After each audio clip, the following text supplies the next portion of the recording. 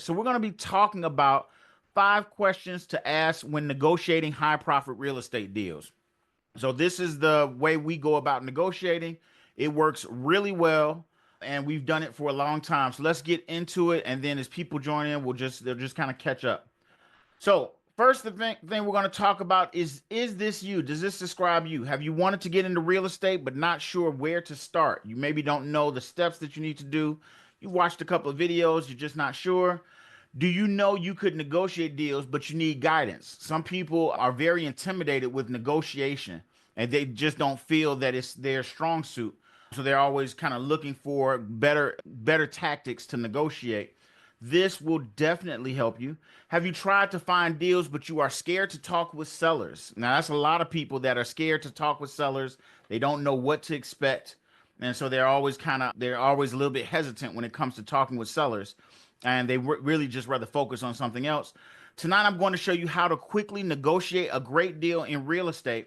So the next 30 minutes, I will share a valuable process we use. It's worked really well for us and our students. So please pay attention. You'll probably get some really good information out of it. So who is this training for? Let's talk about that exactly.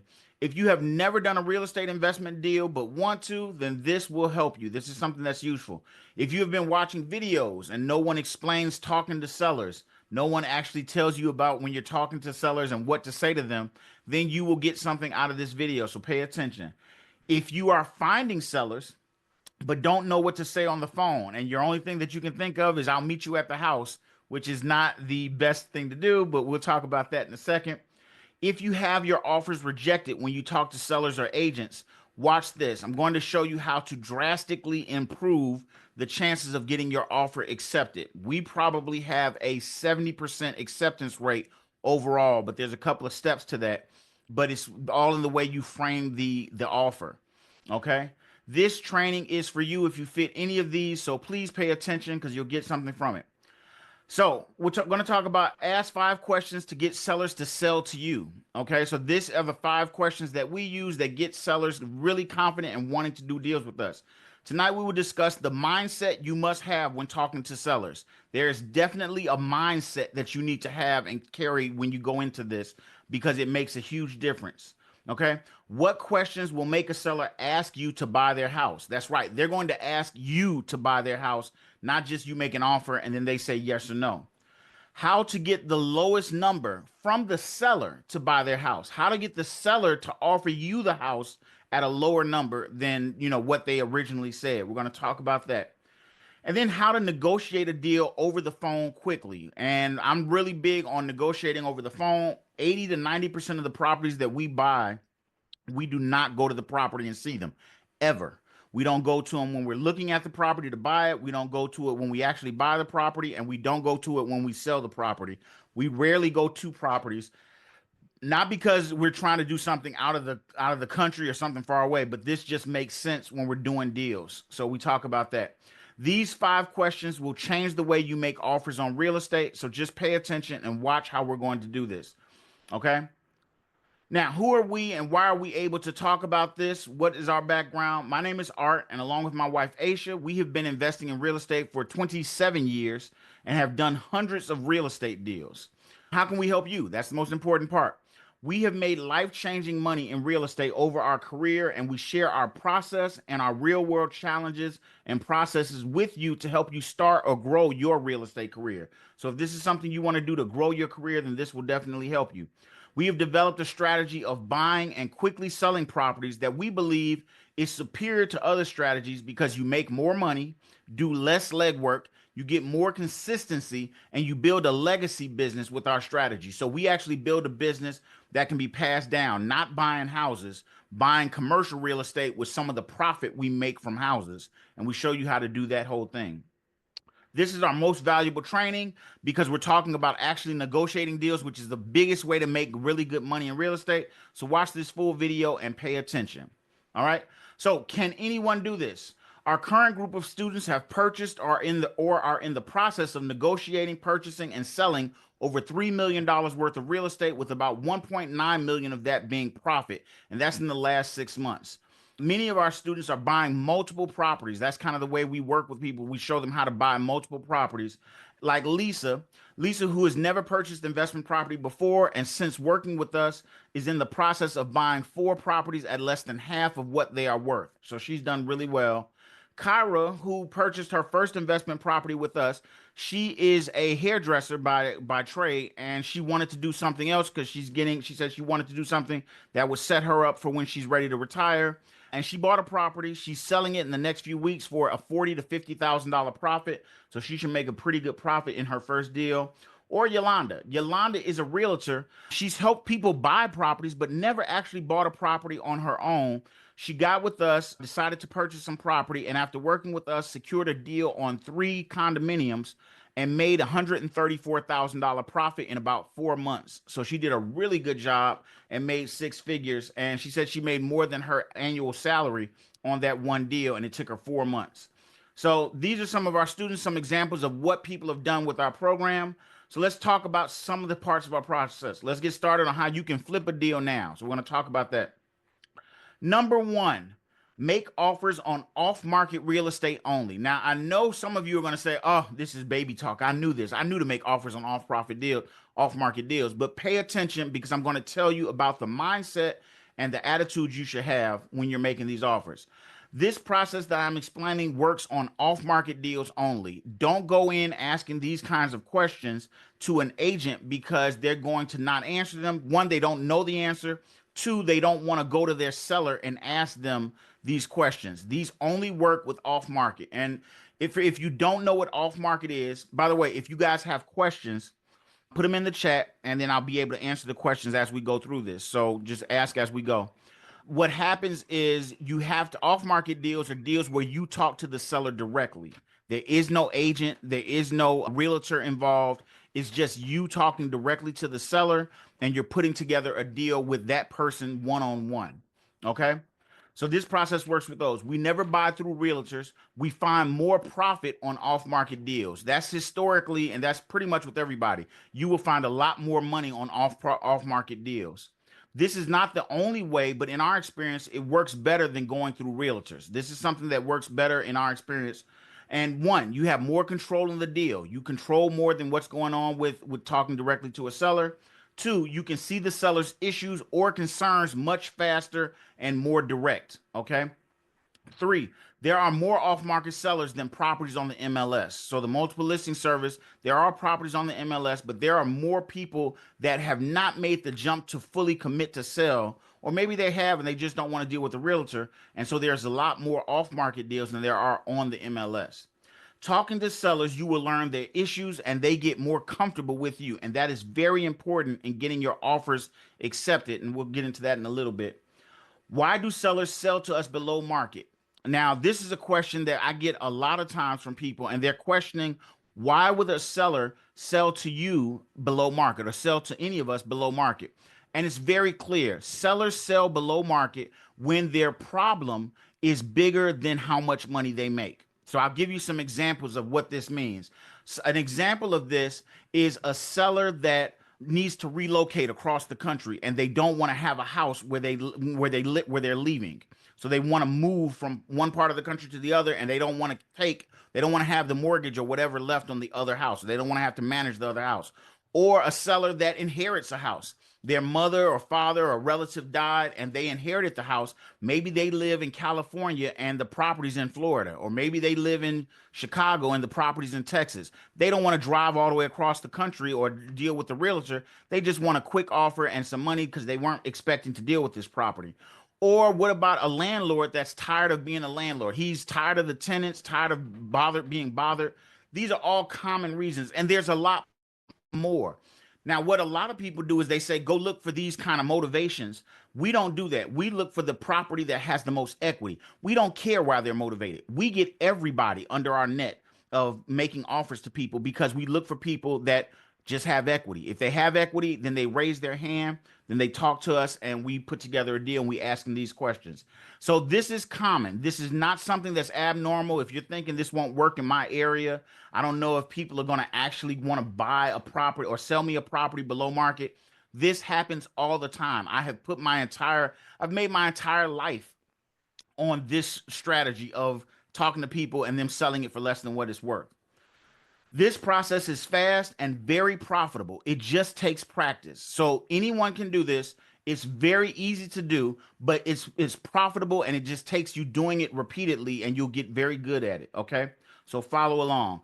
Quick turning, which is our process, will get you 5 and 6 figure deals. So our average deal is usually around $35,000 or better. Sometimes it's much higher, but on average, $35,000 or better per deal. And a lot of times we've done 6 figure deals, we've done high 5 figure deals, and our students have done the same thing. So you can do this and it's not impossible. So let's keep going.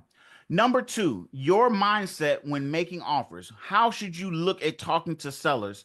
Because this is very important. I could tell you the words to say all day, and if you have the wrong mindset, it will not work. Number one, you must have the right mindset when talking to sellers. One, you have knowledge to do the deal. They only have a house. If I could explain this to you just for a second, you feel like I want to get a deal, but you have the opportunity to go buy any deal anywhere. So you have a much broad, you just want a deal. A deal is anywhere in the country for that matter. It could be anywhere in the world. They only have a specific house in a very specific neighborhood and a very specific situation. They are the ones that need help more than you. So you cannot go into them fearful. You cannot go into them, please let me buy your house. You need to go in confident with the attitude that you are helping them. Because at the end of the day, even buying this property below market, I guarantee you, you are helping them. You are helping them to get out of a situation. Does this make sense to you guys? Are you following along so far?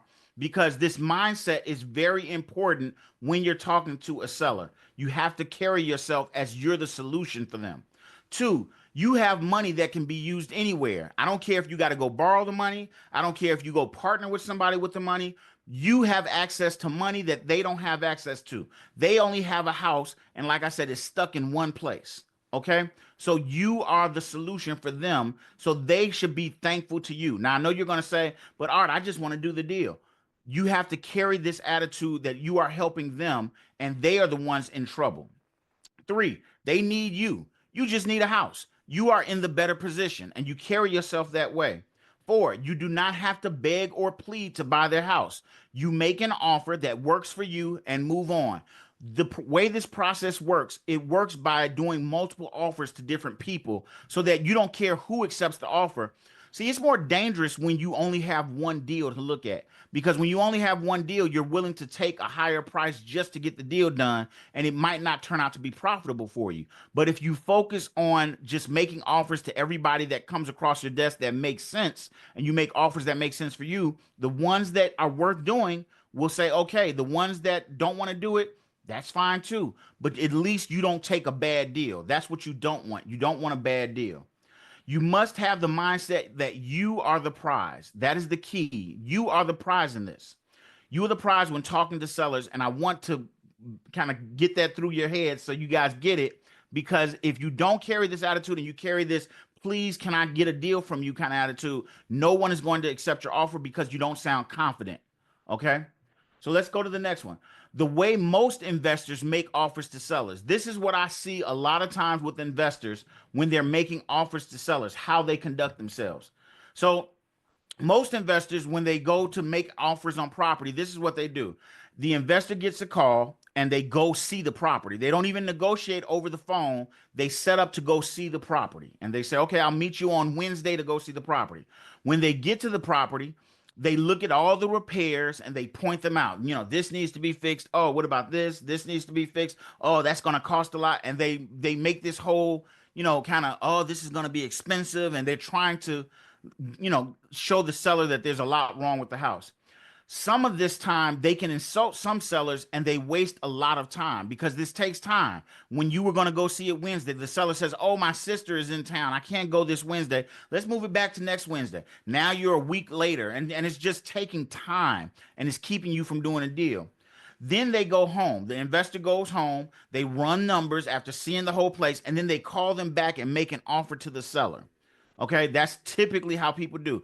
They didn't ask anything about the process, what they wanted. They just made an offer to the seller. This process is slow, it's time consuming, and most importantly, it creates doubt because when the seller doesn't just take your offer, then you feel like, oh, I messed up, or this doesn't work, or you don't feel confident. And I'm going to show you how to get around that.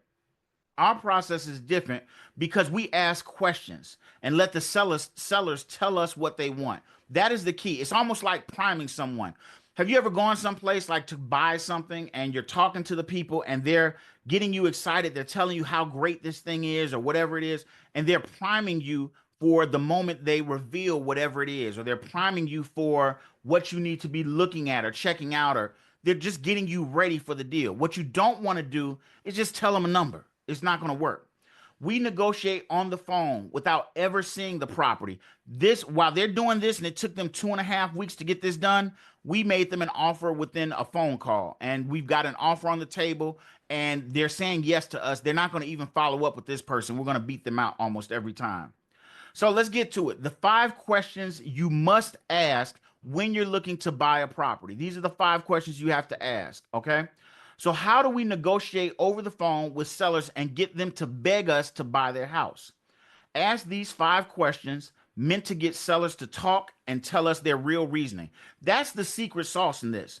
If you get sellers to talk, you win. Because what happens when people talk? They get comfortable, they start to feel they can trust you, they start to feel very comfortable, and then they'll give you more information than you asked for, and they'll end up saying, I want to deal with this person. I've had I don't know how many sellers tell me, you know what?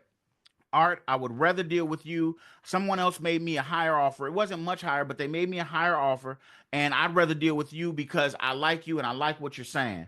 So that's very important to get them talking. Number one, is the house listed with the realtor? And we're going to talk about these in a second. Is the house listed with the realtor? That's the first question. Number two, what do you think the property is worth? So, what do they think the house is worth right now? I'm going to get into this in a second. Three, what do you want for the property? So that's a good question, and we'll talk about the difference between these two questions. They may sound similar, but they're different.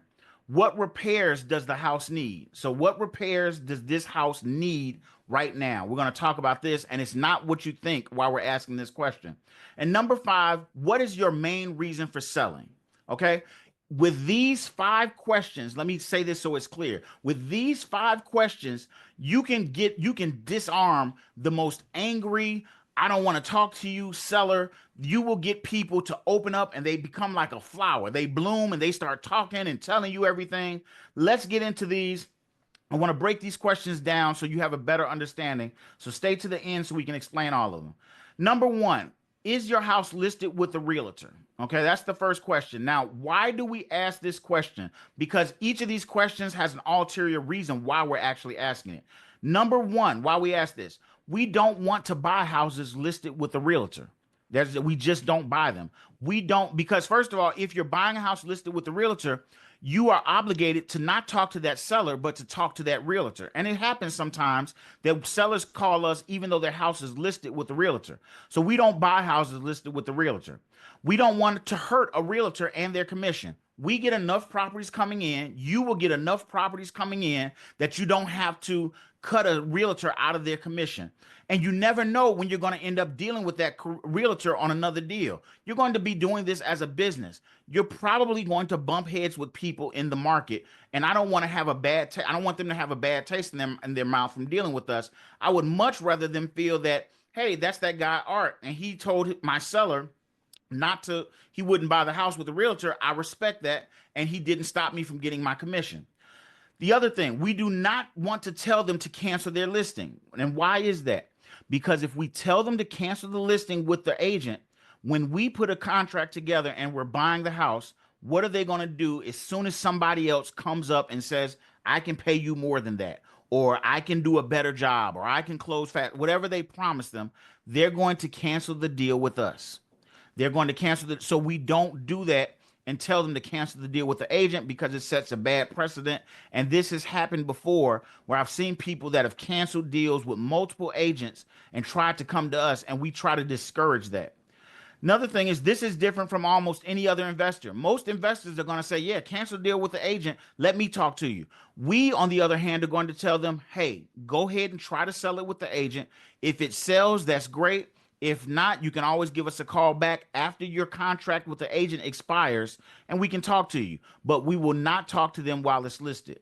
This shows integrity on our part, which is how we operate and what we expect from the seller. If you show that you don't have integrity with the seller, I guarantee you, you are going to get burned with another seller, because they're going to, they when they see you don't work like that, they work like that. When you can say I work with integrity, it goes really far with sellers. So this is one that's very important for us. Okay. Let's move on to the next question and what it does for you. Okay.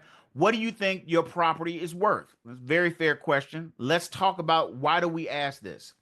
We want the seller to establish value. We want them to tell us what the house is worth, because if they tell us what the house is worth, can they argue with us when we use that as a number in our offer? Now, you might not get that, but let's go over that again. If I'm talking to a seller and I say, what is this house worth? And they say it's worth $100,000, whatever. And I said, okay. And then later on, when I say, well, the house is only worth $100,000, and they say, no, it's not, it's worth more. Well, you told me it was worth $100,000. It makes sense. And we're using their own numbers, which in their mind become established facts, because they're the ones that said it. When they tell us the value, they can't argue it later. Others just tell them a number. Other investors will just say, this is what I'm offering. We want to see their logic of how did they come up with that number? Why do they think it's worth that? What are other properties selling for? We want to see all of that stuff in the offer, so it makes sense. Okay. Using their numbers makes our offer feel more real. So that's something that really comes up when they see our number. Is the way we make our offer is based on the numbers they gave us. So we use their numbers to help us with our offer. It creates trust, and it creates a feeling of this is a serious offer, compared to somebody just throwing out a number and they feel that they're lowballing them. Okay. Let's get to the next powerful question. Is this making sense for you guys? Why we ask these questions? It's not just about, asking the question to get a number. It's actually used in our negotiation. Okay. This is how we negotiate. The question number 3, what are you hoping to get for the property? What are you hoping to get for the property? Now, why do we ask this? This is a little bit different because we already asked them what the property is worth. We ask the seller straight out, what do you want? Let's cut through all the mess. What do you want for this property? Because if your number is outrageous, then we don't want to do it. It can't work that way. Why make an offer before knowing what the seller wants? What if the seller wants less than you want to pay? Then you need to ask what they want. Telling us what they want greatly engages the customer, because they're going to feel like, wow, they're considering giving me my number. I didn't say I was giving them their number, but they're going to feel like, okay, they're trying to give me my number. This question tells us how motivated the seller is. If they say their house is worth $100,000 and we ask them what do they want, and they say, well, if I can get $80,000, does that sound like a motivated seller? Compared to, that's a way to figure out if a person's motivated without even saying, are you a motivated seller? It's a very backdoor way of getting them to, say, this is something that makes sense for me. So if they have a property and they're willing to take less than what the property's worth, there's a very strong chance that this is a motivated seller. If they want less than it's worth, they are motivated. Sometimes they want less than what we may offer, and it's an even better deal for us. We will never know that if we don't ask them, and it's nothing more complicated. This is a powerful question that catches the seller off guard. So let's go to number 4. How much is needed for repairs? Now, why do we ask this? We do not ask this question to learn about repairs. We don't do repairs on property, so we're not asking for that. We ask this question to lower their expectations. How much money is it going to take to repair your house? This makes them think about how much the repairs will cost, and we're going to use that in our offer. Later, this number can be subtracted from the price so that we can use it in our offer. We are not making repairs. We just want to make them aware to the amount of money that will be needed to do this deal. And we're using their numbers against them, if that makes sense to you guys. Okay, we are almost there. So let's get to the last question and how we use these questions. Number 5, what's your main reason for selling? Now, why do we ask this? And I know you're going to say, well, we want to know why they want to sell. This is the last qualifier questions. All of these questions are qualifier questions before we've even gotten to let's put together a deal. This helps us to see if there is urgency. Because at this point, when we ask them this, they've already been answering questions. They might have been talking for 5 or 10 minutes.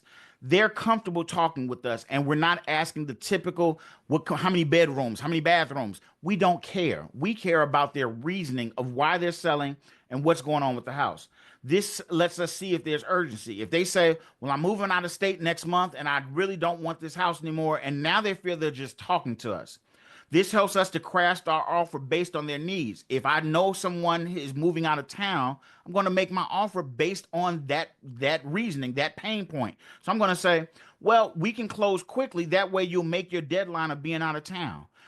That offer, just saying it that way, sounds much better than just, well, I can pay you $75,000. Whatever the other investor is going to say. You want to frame your offer around their pain point.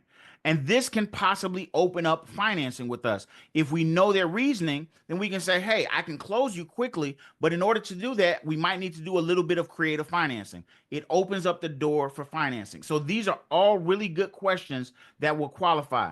Now let's talk about the results of this. What do the results of this situation look like? Here's how we do, knowing this process. We talk to hundreds of sellers a month.